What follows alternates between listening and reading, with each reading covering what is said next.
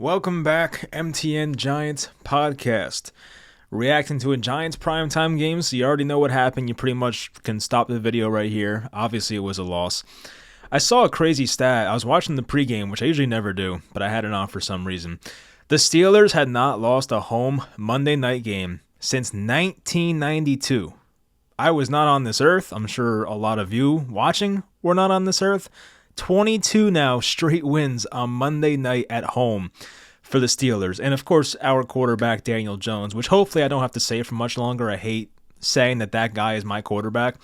But he came in 0-7 in his career on Monday Night Football, and now drops to 0-8. Had a almost game-losing fumble, but then he later sealed it with a game-losing fumble, or with a game-losing interception, sorry. A play where Theo Johnson was right there, open in the middle, and he, for some reason, said, hey, let me just toss it down to Singletary, let me throw it over his head, gets intercepted, and that's the ball game. And I don't want to single out Jones, but I do want to spend time on him because I'm so fed up with this guy. I just cannot believe we are sitting here in year 6 and all these negative things that Jones has accomplished. And I actually made a tweet about this. If you follow me on Twitter, you've probably seen it. A lot of people are liking this already. But I said, we'll never see a quarterback like Daniel Jones again. He was one of a kind, or he is one of a kind. I keep hoping it's going to be past tense soon, but he has started 2-6 or worse in 5 of 6 seasons, which obviously the Giants start terrible every year. But to do that in 5 of 6 seasons and continue to be a team starting quarterback's unbelievable. He has 20-plus passing touchdowns in 1 of his 6 seasons, an overall 24-42-1 record, now 1-15 in primetime, and 0 passing touchdowns in 6 consecutive home games, which I believe are records since like 2000 or maybe before that. So I just don't think we'll ever see a quarterback with this resume ever again. I do not know how another organization would let a guy have the amount of leash that Daniel Jones has to be that shit. To go 1-15. Can you imagine another team's quarterback getting that many chances to go 1-15? Like, I know there was the Kirk Cousins like memes about him being bad in primetime, but it wasn't even this bad. It was like 1-15. If you go back a few years ago when we had a 16-game schedule, 1-15 is getting you the first overall pick. Like, it's that bad. And they continue to trot this guy out there. And it's embarrassing the lack of, I guess, importance they put towards the backup quarterback position. You had a better backup last year in Tyrod Taylor. Tyrod might have been pissed off because he probably should have been starting over Tommy DeVito last year. They didn't do that. They eventually did once DeVito sucked, but they didn't start him right away when he was back from injury. So Tyrod says, F you guys, I'm going to the Jets, and he does that, which so far has not worked out. But they kind of burned that bridge with Tyrod, but there were other options out there, right? We all know the Russell Wilson story by now. It's been reported plenty of times that the Giants really could have had Russell Wilson, but they refused to give Russell Wilson a fair shot to win the quarterback 1 job. They would not even go into camp or into preseason making it a quarterback competition. They were going to sit Russell Wilson behind Daniel Jones regardless of how preseason or training camp went. So Russell Wilson, rightfully so, gave the Giants the middle finger and said, I'm going to Pittsburgh. And that's what he did. So part of me is kind of happy that Russell Wilson got his revenge and got his payback on this shit organization that continues to get the most important position in sports wrong year after year, and they just somehow, like, it got worse, right? We're thinking last year, it's like, oh, Tyrod got hurt, we got DeVito. Somehow, it gets even worse, right? You have Jones, who's been healthy so far, but Tommy DeVito last year was arguably better than what we've seen from Daniel Jones this year. I mean, maybe not, but he had his games, DeVito, where he looked okay. But you had guys sitting out there like a Sam Darnold, a Jameis Winston who signed for like nothing, right? Jameis went out there against the Ravens, 300-something passing yards, 3 touchdowns, no turnovers.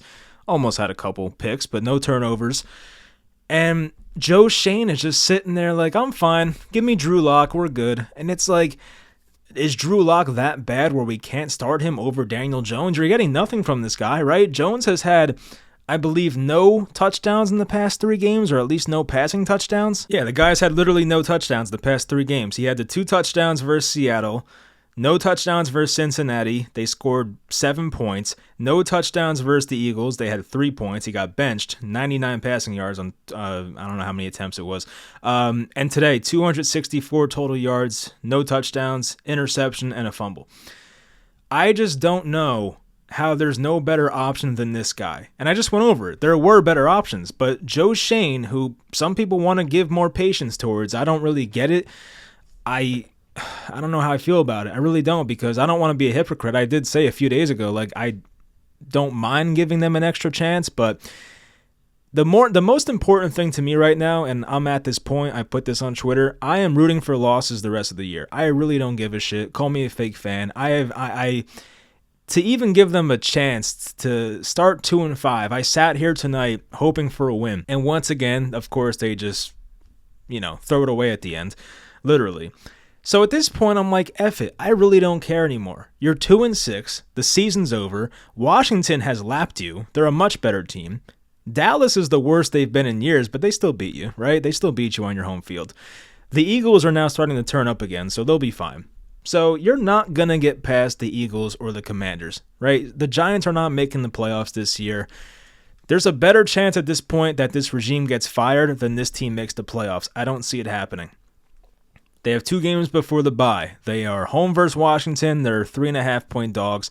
Then they have the game in Germany versus the Panthers. And I'm telling you, if they lose that game to the Panthers, which would be, let's say they lose next week to Washington, that's 4 losses in a row.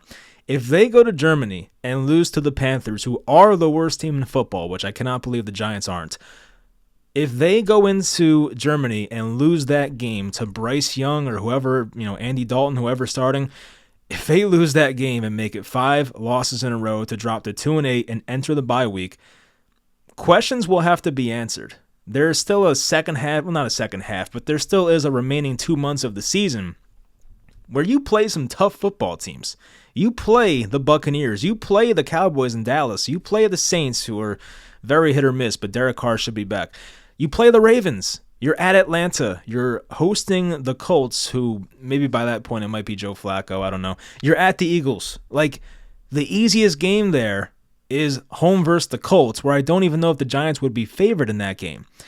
So I don't know if they're going to win even 4 games. Like, I'm assuming they'll get to 4, but if they won 3 or 4 games, it would not be shocking. And I'm sitting here like happy about it because I'm so tired of them winning these stupid games when I don't want to say they shouldn't, but like there's no reason to win at this point. Get me the franchise quarterback. We have tried everything. We have tried everything with Daniel Jones. We have tried to sign the receivers. We have tried to sign the offensive linemen, draft the offensive linemen. We have tried different offensive coordinators. We've tried different head coaches. Everything around this guy has been different since 2019 when he was drafted. He was on this team since Eli Manning was still playing. It's been that long. And you've changed everything. I can go down the list, right? Offensive coordinators. You first had Pat Shurmur, who he did well in that offense. They fired him after 1 year with Jones. You bring in Joe Judge, Jason Garrett. That doesn't work out. He did not work with Freddie Kitchens. He got hurt. After that, you bring in this regime. But at first, it was Kafka calling plays. Now it's Dable calling plays. It doesn't matter. Jones is shit either way. Receiver-wise and weapons-wise, Saquon Barkley, Evan Engram, who once he leaves you turns into a stud. Even Saquon Barkley's having a fantastic year. Golden Tate at first. You brought in Kyle Rudolph. You brought in Kenny Golladay. You brought in Darren Waller. You bring in all these guys, and it never works. Not one of those guys hits. And it's like, what's the problem here, right? How come when guys leave here and go to different teams, they start playing better?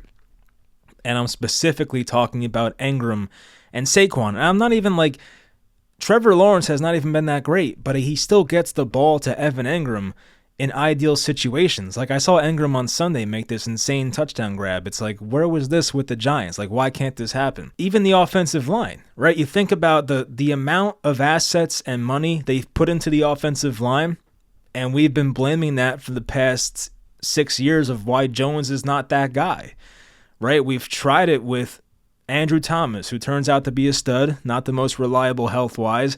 They draft Evan Neal, John Michael Schmitz. They've been signing all these guys. Who was that guy they signed from the Colts, the guard, who turned out to not be great? Oh, Mark Lewinsky. They brought in that guy for a 2 or 3 year deal. He was awful.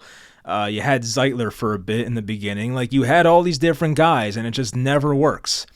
Why can't we just look at the common denominator with all of this and just realize as an entire fan base, and why just forget the fans? Like, if we're not the ones making the decisions, although sometimes fans can influence decisions if it's that loud from the entire fan base. Like, I do think, honestly, like, I believe the fans being so loud about Joe Judge being fired, that kind of helped Joe Judge get fired, but that was a few years ago now. But anyway, the only thing that matters is, why can't the Giants front office, why can't John Mara just understand that Daniel Jones is not it? We are never going to win with this guy. I've been saying this for years, but why can't they realize it? I'm not saying Drew Lock is better. He's probably not.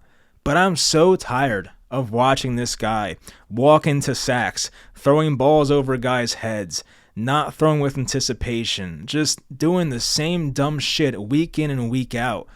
No explosive plays. There was one tonight to Slayton, but for the most part, Jones really has not been able to throw the ball over 40 yards. We saw Russell Wilson, who once again the Giants could have had a perfect pass to George Pickens. A great pass, like, it wasn't a great pass, but a back shoulder sideline to Van Jefferson. They had a shot at Scotty Miller on a deep ball. Calvin Austin had the deep touchdown that was like a 30-yarder. Like, he did it. And the Steelers' weapons, I'm telling you, are not that great. I would take Neighbors over Pickens. The secondary receivers on Pittsburgh are awful. Scotty Miller, I did not know was still in the NFL. Van Jefferson is a guy who's been cut now by multiple teams. Bad hands. And I just don't know how people can still make excuses. As I said, I don't think Lock's better, but I want to see something different. What if it is better? It really can't get that much worse. If Lock is that bad, then all right, you go to DeVito. I don't want to see DeVito play, but you go to DeVito if he's that bad. I just don't get why they can't give Lock next week at Washington and the game in Germany. These are like somewhat reasonable matchups. I know Washington's defense is better than we thought it would be, but the Panthers, at least, they suck. So it's like, I'm hoping at least Drew Lock can look good in one of those games. It'll most likely be the Carolina game, Germany game, but why not give him a shot? We have seen this guy play now for 6 years. It ain't changing. He's been getting worse, right? I mean, we've seen Daniel Jones at his best form in 2022. That's over with. Teams caught on, right? That little dink and dunk offense they tried to run where it was just play action, dump off to the tight end, or Jones takes off and beat them with Saquon. Like, that shit's over. Teams have caught on. The Giants will not win that same way again. I have just seen enough. I just don't know why they can't move on. But we do have a whole game to react to. I'm sorry for the crash out for the last 10 minutes, but I'm just so tired of this era. I've said it before. When Jones gets released or traded or whatever, I don't know, never mind, he's not going to get traded. But when he gets released, it's going to be a top 10 moment in my Giants fandom history. I just cannot wait for that day. This guy has done so much in a negative way, whether it's dividing the fan base or just like getting coaches fired and just scapegoating different players and like, it's just so annoying. I'm just ready for this era to be over with. I'm so done with this awful quarterback who people years later continue to make excuses for, and I just do not get it. So another thing to bitch about was the penalties tonight. The penalties were awful. The Giants had 11 penalties, 65 penalty yards. At one point in the game, they had 9 offensive penalties. I think they got one more, so it was probably 10. The amount, like, even there was the third down and short, and then they had to get that stop. They eventually got the punt on 4th and 2, which I don't know why they didn't go for it, but the Steelers ended up punting, but they still wasted time, where it's like a 3rd and 2, 3rd and 3, and they have 12 men on defense. It's just inexcusable. Just a lot of stupid shit like that, where it's like, this was so avoidable, yet we're going to just give the Steelers a first down. There was the 2-point conversion play, where it wasn't as bad as the Griff Whalen and Pat McAfee Colts fake punt play back in, what year was that, 2014 or something? I'm sure you guys have all seen that clip. It wasn't that level of bad, but it was like a step right above it. It really was not that much better. They tried this play. It looked like the play from The Longest Yard where they gave it to Deacon Moss and he ran it in for a touchdown. It was like they put all these offensive linemen and blockers on the left side, and I thought the play was dead because Jones gets the ball, he throws it out to Neighbors, it gets knocked away by Highsmith incomplete, and none of the offensive linemen and receivers were moving. It's like, what the hell just went on there? Like, I get the crowd was noisy and they were a good crowd there in Pittsburgh, but what just happened? How did you run that play and nobody blocked? It might have worked too if guys were ready for that play. They look so unorganized and they just had so many stupid penalties, no discipline. That's why for me, as I said, if I could sign up for the first overall pick right now, but it means losing Dable and Shane, I would just take the first pick. I do not give a shit if these guys go or not. What have they shown us? I do like this draft class, and I didn't even mention Tyrone Tracy yet, who I'm very pissed off got hurt. I am not happy about that. I have him on like every fantasy team, so it's like the Giants may suck, but I'm still trying to win fantasy matchups, and for him to get hurt like that, it just was a killer. But anyway, he played great, but as I was getting to, this draft class looks good, but Joe Shane has made so many mistakes. This team looks undisciplined, right? So why should I sit here and be like, oh my God, we cannot lose Shane, we cannot lose Dable, how could we ever recover? You can probably find a better coach and GM out there. I'm actually very positive you can. Will the Giants make the right choice? I don't know. I don't trust them. But it's like, it's this whole fear of the unknown thing. It's like, all right, well, if we lose Shane and Dable, is it the end of the world? It's probably not. They can make a better decision, right? This Lions offensive coordinator, I think it's Ben Johnson, this guy's going to get a head coaching job soon. Why not him, right? So there are names out there where it's like you can get that guy. And I know it's like I wanted Dable to work. I still like Dable, but if it gets us the first overall pick and gets us a quarterback, which is the most important thing this franchise needs, because as I've said for a long time, the Giants have not had a top 10 quarterback out of 32 teams since like 2015. It's been a very long time. You may have people argue like, oh, Daniel Jones' EPA per play was top 10 in 2022. We all watched Jones in 2022. If you're being honest with yourselves, he was not that great. He ran the offense well. It was a lot of Saquon, a lot of timely turnovers. The guy had 15 touchdown passes. It was not that impressive, right? He had the lowest air yards in football that year. It was not that great. So, like 2015 Eli, that was the year the Giants defense sucked. That was like a great year for quarterback play. Ben McAdoo was in his second year as OC. Even 2014 Eli, that was a good year as well. So like it's been that long since this team has had top 10 quarterback play. And ever since that year, right, Eli fell off in 16. They made the playoffs because the defense was great. 17, things went to shit.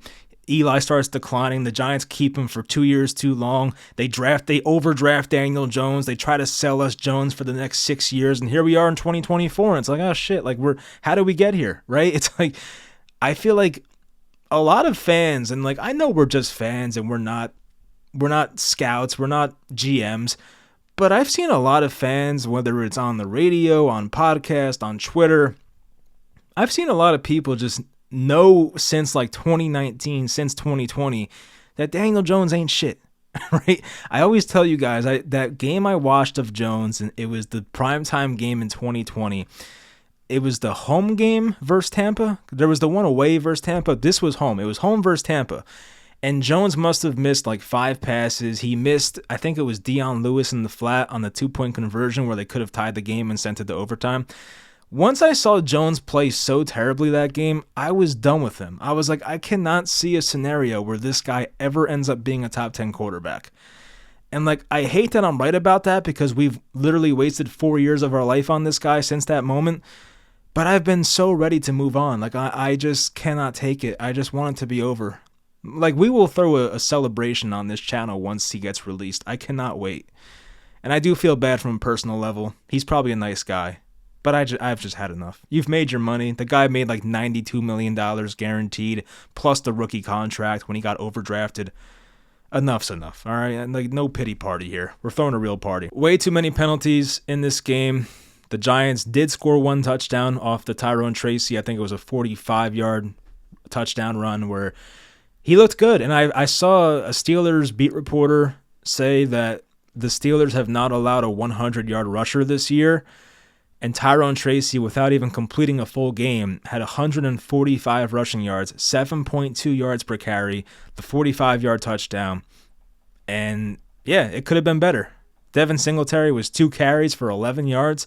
Najee Harris, man, 3 straight 100-yard games. Look at Najee Harris go. He hurdled over Deonte Banks, who got benched in this game for some guy I'd never heard of. So back to Joe Shane. That's your first round pick, buddy.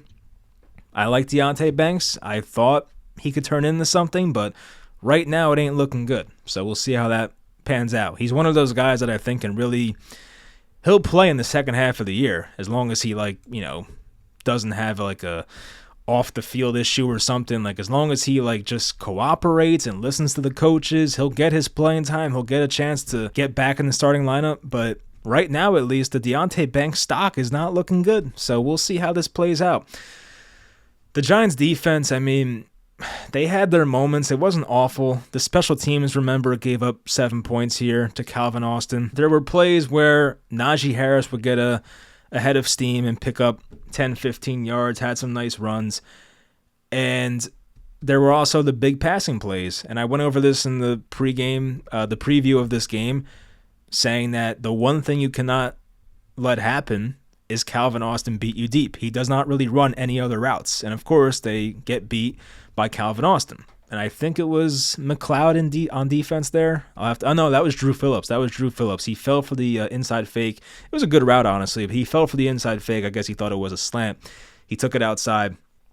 And Drew Phillips, who's been really good for us this year, he gave up a touchdown. So that was a shame. But Nick McLeod gave up something. I forget if it was maybe the Pickens one. Pickens almost had another touchdown too. It was a really weird play where he for sure looked like he was in, and then replay happens and he tapped the same foot down twice and it wasn't a touchdown. So the Giants really caught a break there. They also caught a break on the first drive where there was a face mask by I think it was Broderick Jones, the right tackle. He had a face mask call which called back the first Steelers touchdown. So the Giants got bailed out in some ways. The Giants also got screwed on that one play with the punter.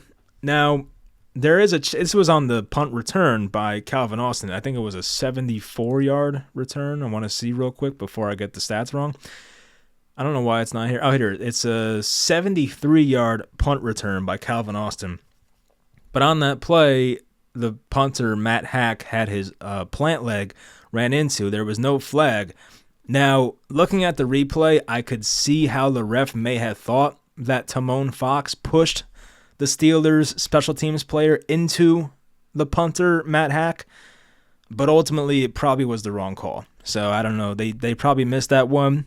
They could have taken that touchdown off the board, but it is what it is. So the Giants got down 23-9 early fourth quarter.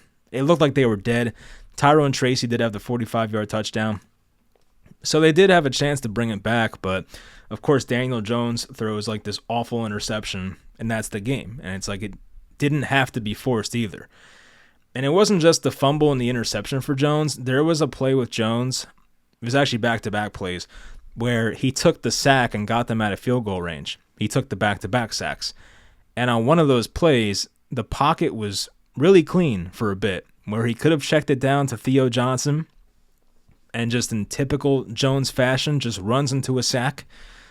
It's my guy, just please check it down. It's 3rd and 20. They're playing off. Can you just check it down and pick up 5 yards and get us back in field goal range?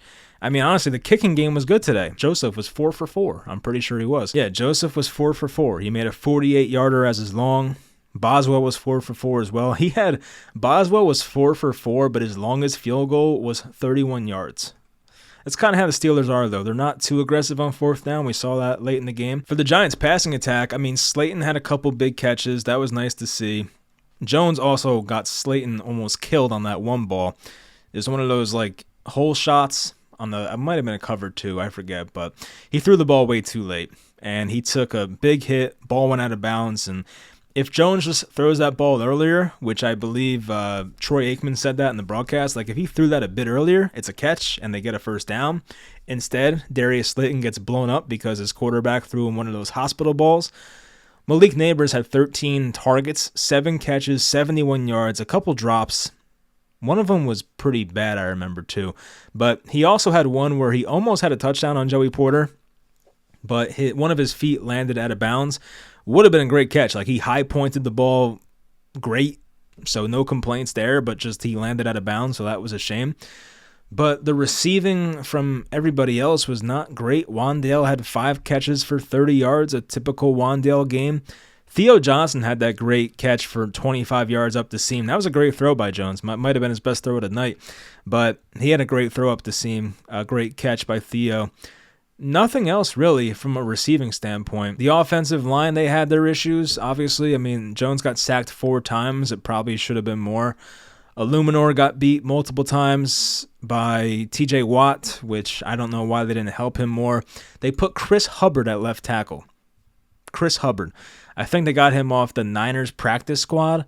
It's funny because Chris Hubbard, I had a tweet during right before free agency of I was trying to predict the Giants free agent moves, and I had Chris Hubbard signing with the Giants, which technically I was wrong, but now he ends up with the Giants. They put him at left tackle, and he had his bad moments versus Alex Highsmith. There was plenty of reps where Highsmith got immediate pressure, and Highsmith had a couple sacks in this game, I believe.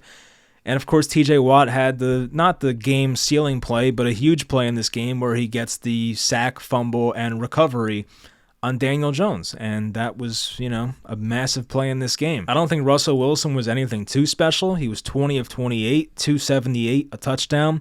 Did lose a fumble from Okereke. But I don't think Russell Wilson was like vintage Russ. He wasn't amazing, but he did enough. It was kind of like, he did what the coaches asked him to do sort of thing. He did make, as I said, a few great throws. The Pickens one was great. The Calvin Austin touchdown throw. As I said before, I said this in the preview, the one thing Russell Wilson still does at a very high level is throw a great deep ball. He throws that moon ball very high. It lands in the bucket. He still does that at a very high level. Otherwise, his athleticism and stuff, as you can tell from this game, it's really not the same. So I want to let's go through some of the team stats before I forget. I want to see if I'm missing anything that stands out too much here. Giants had 394 offensive yards, only 18 points. That's pretty unacceptable. I mentioned the 11 penalties, also unacceptable, and some of them were so bad. The awful 2-point conversion, can't have that. The Giants were actually the more efficient running team. They actually ran for 6.3 per carry as compared to the Steelers' 5.4. Which kind of surprises me. I felt like Najee had a bigger day than that, but really Tyrone Tracy had a handful of runs over 10 yards, and he was so good in this game.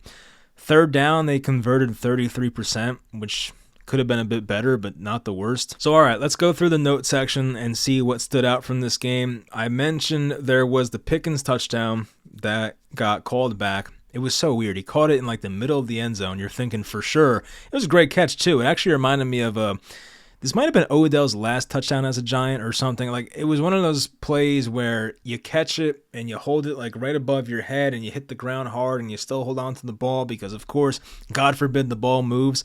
I know Odell did this in his last year as a Giant. I forget. It might have been the Buccaneers game or the Bears game, one of those home games, but similar catch to that. So Pickens, good hands, but bad feet. Did not keep it in bounds. So they settle for a field goal there. But the Steelers offense, they were moving on that first drive. There was the play where Dexter Lawrence got moved out the way by Samalu, and Najee Harris picked up 10 yards. There was a big Jaylen Warren play where he picked up a good amount of yards with Dexter Lawrence off the field. He was fixing his shoe. I mentioned Chris Hubbard at left tackle. Jones hit Slayton for that 41-yard deep ball. There was a run play where Elandon Roberts blew up a run play, and he was untouched. I don't know what happened there. It might have been a John Michael Schmitz mistake. It made it a 3rd and 7. Then the Giants, of course, one of their many penalties, their 3rd and 7 turned into a 3rd and 12, and then Greg Joseph had the 29-yard field goal. There was the big Darnell Washington catch for 29 yards, which I mentioned this in the preview. This guy tends to have 1 or 2 plays a game where he just makes a big play, and that was his one big play. Najee Harris had the 26-yard run, had a nice cutback. Okereke had a bad play here. He definitely could have caught up to him, but he missed him. And a lot of people on Twitter were not happy with Okereke. He definitely played better in the second half, but the first quarter specifically, I don't know if he was just not up for the game or I don't know what happened, but he was really bad in the first quarter. 3rd and goal on that drive, Isaiah Simmons made a big play. He tipped the ball, which honestly probably would have been a touchdown to Calvin Austin.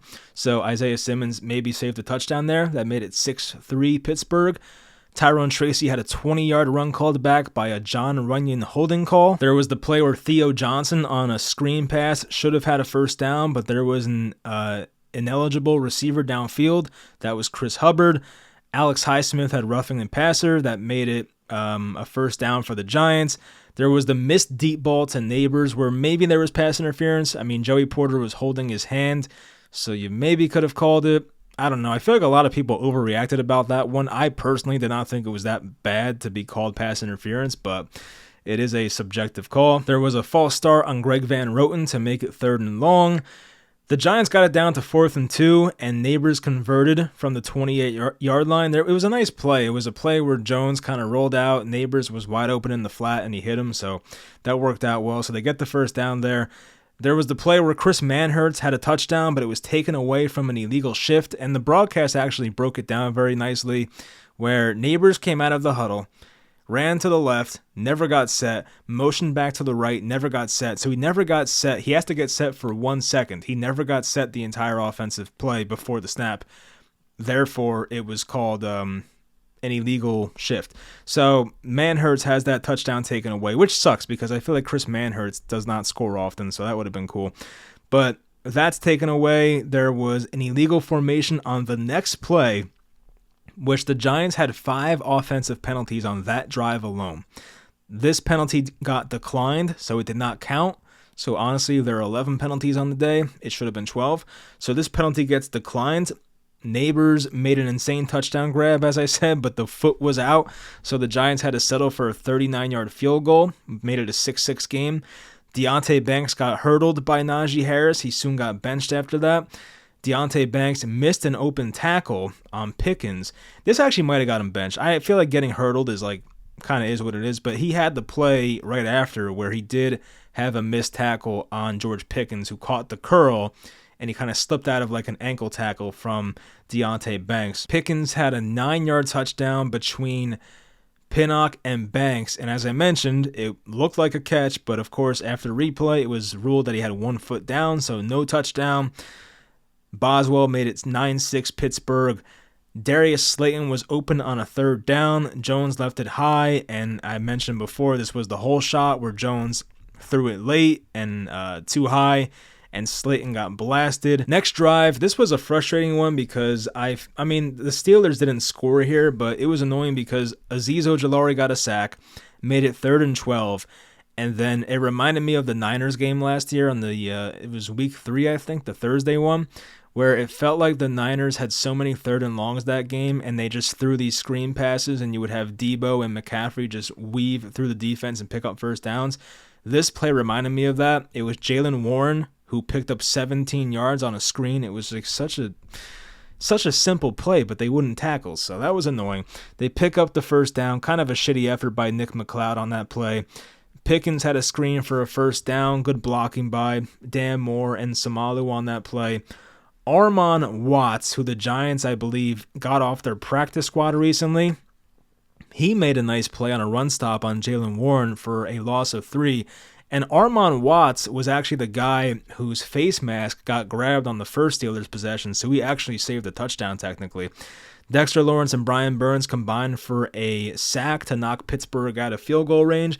Dexter Lawrence had such an incredible rep here. He did not get the sack, I believe, but just completely blew up the center. He did this multiple times. We will see clips on Twitter tomorrow where Dexter Lawrence is just pushing guys back like they're not there. It was like some of these reps by Lawrence were just so powerful.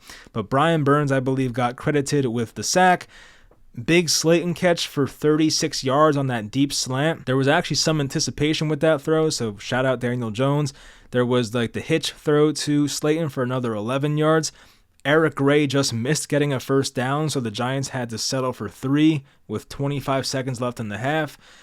It was from 44 yards, made it 9-9. Then early third quarter, there was the drive where they got into field goal range. Tracy had the 26-yard run. They had a 3rd and 5 to Neighbors. He picked up 8 yards on the curl.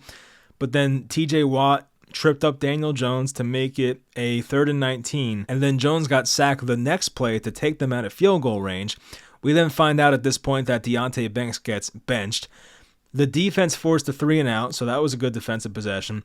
There was an illegal shift on Slayton, which backs up the offense to 2nd and 11. They then follow that with a delay of game. So illegal shift, then a delay of game back-to-back plays. Don't know how the F that happens. I will say the refs called it fast a lot of times, and they said this during the broadcast. We've all watched football on TV. A lot of times the play clock will go from like 3, 2, 1, 0, and they'll give you like an extra second after it hits 0. But this time, like I don't know, like right when it hit 0, they blew the whistle. So there wasn't really much leeway with that one. I was kind of surprised how quickly the whistle was blown there. But still, like, you have to get the play off. Jones was sacked by Alex Highsmith, his second of the night. Chris Hubbard sucks, I wrote. Made it a 3rd and 22, which ruined the drive. Then Calvin Austin had the 73-yard punt return. A flag was down, but the Giants were the ones that were called for the flag due to an illegal formation. That made it 16-9 Pittsburgh. And as I said, they might have missed a roughing the punter, but Timon Fox might have pushed the Steelers player into the punter's leg, so maybe that's what they saw.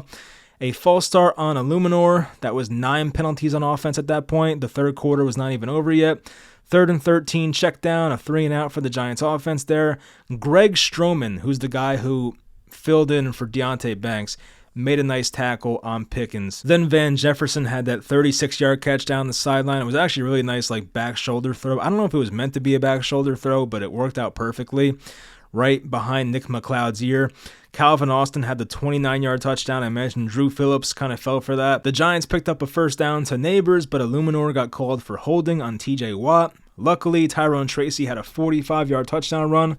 Good blocking by Sam Hubbard there, which, I've been kind of mean to him this video, but Sam Hubbard, good block there, or Chris Hubbard. I keep saying Sam Hubbard. Chris Hubbard, good block on that play. After Tracy scored, the Giants went for 2. It was embarrassing. They just were not even close. The next Steelers drive was when Russ hit Pickens for that 43-yard catch, almost scored. Ojulari got a sack, which made them settle for a field goal. It made it 26-15. So at this point, it was now a 2-possession game. The Giants luckily had a nice run by Tracy, had an 18-yard catch to Slayton over the middle, and Neighbors had a 3rd and 7 drop, which might have been a first down. I think it was the slant, where honestly, if Jones hit him more in stride, I'm not blaming Jones, but if he hit him more in stride, might have still been running. But a play where he definitely has to catch the ball, at least, like at the minimum. So he makes the drop, and it was a 48-yard field goal, and that still made it a 1-possession game, put the Giants down by 8. They then forced the fumble on Russell Wilson. Okereke forces it. McFadden was there as well. They recover it down 8 in Pittsburgh territory. This was the play where Tracy banged his head. He got knocked out of the game. And like a play later, DJ fumbles from TJ Watt, and he recovers it himself. Illuminor got beat. They had a 12 men on defense call in a crucial situation. At this point, the Steelers are trying to run down the clock. The Giants are like, oh, we'll just give you the first down. We'll have 12 men on defense. So they do that. Luckily, they force the Steelers punt on 4th and 2. They get the ball back. They have to go like 95 yards to win the game and get a 2-point conversion. So not win the game. They had to go 95 yards and get a 2-point conversion to go to overtime. So Theo Johnson has that great catch down the seam, great throw by Jones. Neighbors had that toe tap for 15 yards, but then Jones, I want to see what the situation was, because the throw was, it was a 2nd and 10, so there was 42 seconds left, 2nd and 10, didn't have to force it. You're on Pittsburgh's 35-yard line, so definitely did not have to force it, and Jones, for some odd reason, just throws the ball over Singletary's head, intercepted by Beanie Bishop Jr., and that was the game. So that's how the Giants lose their 3rd straight. It sucked. And to see Tyrone Tracy go down at the end of that game, it makes it even worse. I just do not feel any confidence about them winning next week now. I mean, the Commanders are coming off a high. They are, they just won off a Hail Mary. They've won I forget how many games in a row. But they're playing well, and maybe they'll take the Giants lightly, I hope. But not even I hope. I actually hope the Giants lose. I don't know why I said that. But at this point, just lose. I don't really care. I want the first pick. So, yeah. It's a shame we're here. It's not even Halloween yet, but season's over. The Yankees are done. They're down 3-0. So that's embarrassing. I mean, I had Dodgers in 6. I'm a realist, but I did not expect the Yankees to go down 3-0. I'm not going to lie. Game 1 was tough. That was a tough Yankees loss. They should have won that game. But we could talk a little Yankees baseball. I mean, I didn't really mind going to Nestor Cortez. I feel like with him not pitching for a while, obviously, maybe you go to Tim Hill there. But I think the pitch selection was the problem. You don't want to go fastball, thigh high inner half to Freddie Freeman, who homered again tonight. So that's like the wrong guy to mess with. You'd rather go off speed in that situation and try and secure the win on like a ground ball or a lazy fly out, but not what happened. And to Freddie's credit, he hit it far, he hit it high, he hit it far. It is gone. But anyway, so that sucks. World Series might be over in 4 games. We'll see. But even the Knicks lost tonight, which I don't care. I'm a Nets fan. I like when they lose now because we have their picks for the next 8 years. But yeah, there's a lot of Yankees, Knicks, and Giants fans out there. This was a rough night for you. So one of those nights where you kind of wonder, why do I like sports? You know, I've had plenty of those. So anyway, that's going to do it. I'm sure Daniel Jones will play next week because definition of insanity. Why not? Let's keep running it back. So we'll probably not see Drew Lock. I keep saying maybe after the bye, there's a chance that if Jones does not beat the Panthers, you would have to make a switch at that point. I don't know why they would run that back still, but I don't know. Nothing surprises me at this point, so we'll see. But they play the Commanders again. They are home for this game, so it's like maybe there's a chance. But honestly, I hope a lot of Commanders fans go to MetLife. I would like to see John Mara have to face that and be pissed off. I hope the Giants get blown out and fans leave at halftime and Mara gets humiliated because, you know, I just feel like changes have to be made. And whether he believes Shane and Dable should be fired is yet to be seen. I want to see how the year plays out. But for me, as I said, I just want the first pick. Like, don't be mad at me. Like, it's not, I don't choose to be this way. I guess I do technically, but I don't make the NFL rules. The NFL rewards the team with the worst record with the highest draft pick. So therefore, I want my team to have the highest draft pick. We have no chance of even making the playoffs. So at this point, I want my franchise quarterback. I keep saying, remember how bad Houston was before C.J. Stroud got there? It was hopeless. Remember how bad even a year ago the Commanders were? And they get a guy, and now they're like, I don't want to say they're a Super Bowl contender, but like they're an NFC East contender. Like they might win the whole damn division. Like sometimes just that one guy can change everything. And Daniel Jones, he sucks so much life out of this team, out of our fan base, and out of the organization. Like maybe if the Giants get a great quarterback in there that's a rookie next year, it might change everything. There's always a chance.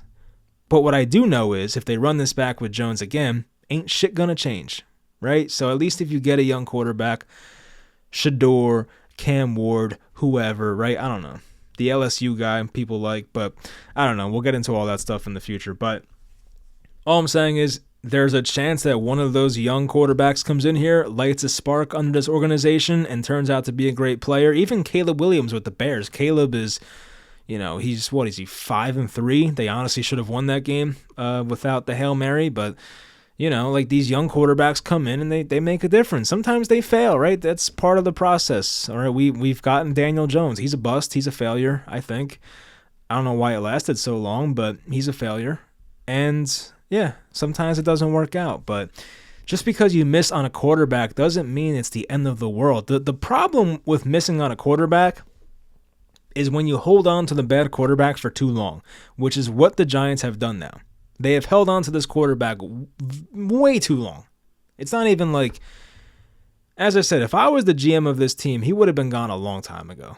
And it's like, for that reason alone, I'm kind of sad I'm just sitting here as a YouTuber because we could have saved ourselves so much frustration if Jones was gone. But I hope it's soon. I really do. I just, I'm just tired of it. So I want a new guy in here, and maybe that guy, as I said, can really find a way to turn this organization around. I don't think the rest of this roster is awful. I do think with the right quarterback, they can make things happen here. So I just hope that's the case. We'll see about Dable and Shane and their job security. As I mentioned, if they lose next week and then the week after, it's going to get a little dicey in the final month and a half of the year. Because if they lose to Carolina, that is like, that's rock bottom. That's really bad. So I do want to see Locke start. I want to see what he looks like. I don't want to say Locke deserves a shot because doesn't really deserve it, quote unquote, but I don't know what we're seeing from Jones that is worth keeping him in there. I mean, Maybe I'm just being a hater. I don't know, but I don't see it personally. He makes good plays once in a while, but it's not like I'm seeing stuff from Jones where it's like, oh, that's irreplaceable. Like, no. I think Locke throws with more anticipation. He throws the ball downfield more. You're going to get more explosive plays. That can't hurt. So, I don't know. But we'll see. I feel like there's more to talk about, but I just don't know what it is. I feel like my brain is fried at this point. It's 12:30. But anyway, yeah, it's going to do it. I'll talk to you guys for the preview for the Commanders game on probably Friday or Saturday. I'll try to have my NFL video out tomorrow night, if not Wednesday. But yeah, another embarrassing Giants primetime game. 1-15 Daniel Jones in primetime. Good stuff. So yeah, hope you guys enjoyed. Of course, leave a like if you stuck around, and I'll talk to you guys next time.